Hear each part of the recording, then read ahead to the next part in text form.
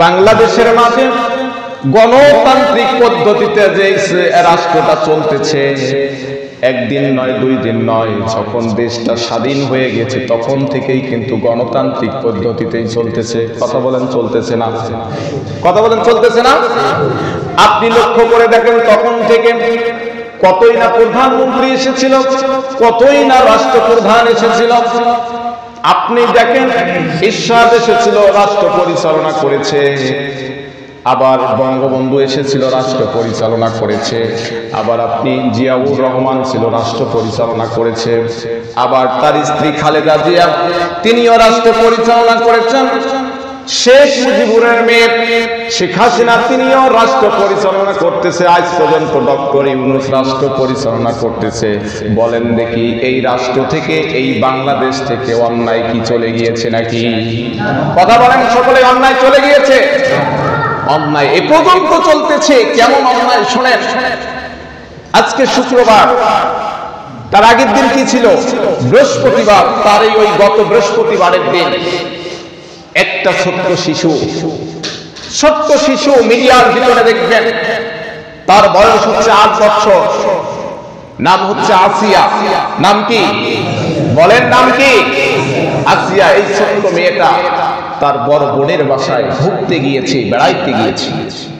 সেখানে এই পুরুষ নামে কিছু নরপশু, নিকৃষ্ট জানোয়ার থেকেও নিকৃষ্ট, ওই বড় বোনের শ্বশুর, বড় বোনের কে? শ্বশুর, অর্থাৎ ওই আসিয়া, তাও তাকে রাতের বেলায় ধরে ধর্ষণ করে। বলি না আউযুবিল্লাহ। শুধু তাই নয়, ওই আসিয়ার দুলাভাই অর্থাৎ বড় বোনের স্বামী, এরা বাপ বেটা ওই মেয়েটাকে সারা রাত্রে জোর করে বাবা ছেলে ধর্ষণ করে। মেয়েটা অসুস্থ হয়ে যায়। শেষ পর্যন্ত কাল অর্থাৎ গতকালকে বৃহস্পতিবার ওই মেয়েটা চিকিৎসাধীন মৃত্যুবরণ করেছে। বলি না আউযুবিল্লাহ। আচ্ছা বলেন দেখি, মুসলমান যদি অন্যায়ের প্রতিবাদ শিখত, মুসলমান যদি এই জিহাদের গুরুত্ব দিত, গণতন্ত্র, রাজতন্ত্র সমস্ত কিছুকে ডাস্টবিনে ফেলে দিয়ে বদর যুদ্ধের মতো 313 জন মুসলমান যদি পৃথিবীটা অর্থাৎ পরিচালনা করত কোরআন এবং সুন্নাহ দিয়ে, এই রকম আজকে আসিয়ার মতো ছোট্ট শিশু ধর্ষিতা মেয়েকে আমরা দেখতাম না। বলেন দেখতাম?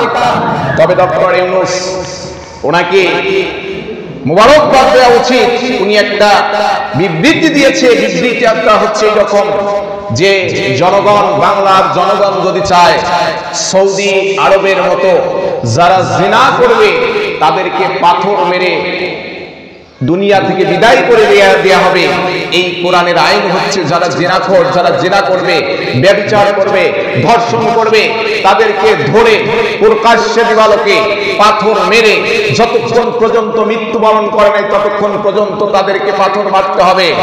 ডক্টর ইউনূস উনি বলেছেন, জনগণ যদি চায় ওই সৌদির মতো আইন দিয়ে বাংলাদেশে এই আসিয়াকে ধর্ষণ যে বাপ এবং ছেলে করেছে প্রকাশ্যে দিবালোকে তাদেরকেও পাথর মেরে আমরা দুনিয়া থেকে বিদায় করে দেবো। বলি আল্লাহু আকবার।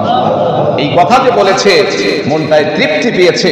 কারণ এটা যদি করে, সমস্ত মিডিয়া যদি সেখানে থাকে, সাংবাদিক যদি থাকে, আর আমরা যদি প্রকাশ্যে দেখি বাংলার জমিনে এরকম প্রতিবাদ করা হচ্ছে, অন্যায়ের শাস্তি কোরআন দিয়ে হচ্ছে, বলেন দেখি জিনাখোর ধর্ষিতা ব্যক্তি কি আরো পৃথিবীতে পাওয়া যাবে?